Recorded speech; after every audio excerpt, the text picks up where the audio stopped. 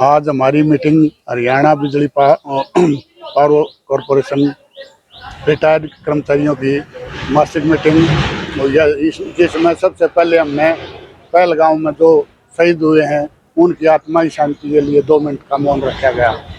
और आगे हमने जो कर्मचारियों की समस्याएं हैं 65, 70, 75, 80 साल की बढ़ोतरी पेंशन में होनी है, उसके बारे में भी विस्तार से विचार किएगा।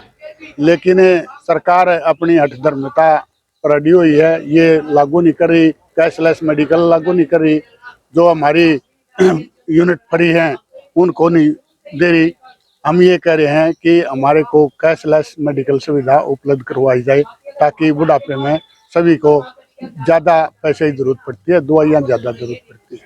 जहाँ तक स्थानीय मुद्दों की बात है, कुछ आदमी हमें पीछे एक्सटेंसिव मीटिंग हुई थी 1.5 महीना पहले और ठीक मॉल में बात हुई थी।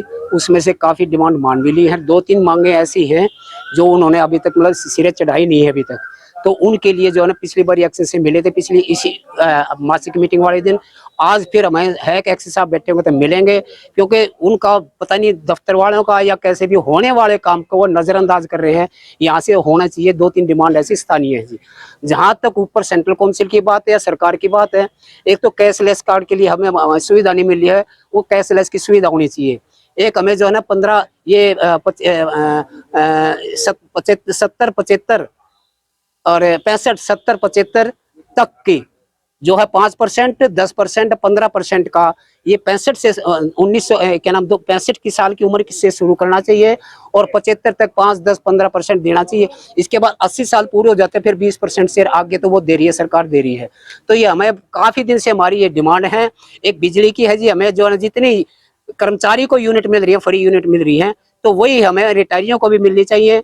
और 160 यूनिट मिलती है तो हमें भी 160 यूनिट मिलनी चाहिए। तीसरी चौथी बात है कि एलटीसी महिलाओं को एलटीसी अभी तक नहीं दी गई है। पीछे काफी दिन से हम सरकार से भी बात कर रहे हैं और हमें यहाँ से भी लिख करके काफी स्टेज से भी कहे हैं, लेकिन हमारी अभी तक महिलाओं की डिमांड अभी तक नहीं मानी है कि उनको भी एलटीसी का सुविधा मिलनी चाहिए, बहनों को भी हमारी तरफ से। अच्छा जी, जहाँ तक और बात है कि एक हमारा जो मेडिकल भत्ता है वो हमें 1000 मिला है, उसकी बजाय हमने 3000 की डिमांड कर रखी है। 3000 हमें भत्ता मिलना चाहिए, ये सरकार से आदेश है। एक और बात रह गई कि जैसे कि सुना है कि बिल जो है ना 25 मार्च को जो पास किया है, जितने भी 31 दिसंबर 2025 को रिटायर हुए कर्मचारी, इनको कोई भी लाभ नहीं मिलेगा 8वें पे कमीशन के हिसाब से। हम सरकार को कहना चाहते हैं, चेतावनी देना चाहते हैं कि अगर इस प्रकार की कोई विचार मंशा खराब है सरकार की, तो वो जो है ना हम जो है ना इस चीज को बर्दाश्त नहीं करेंगे।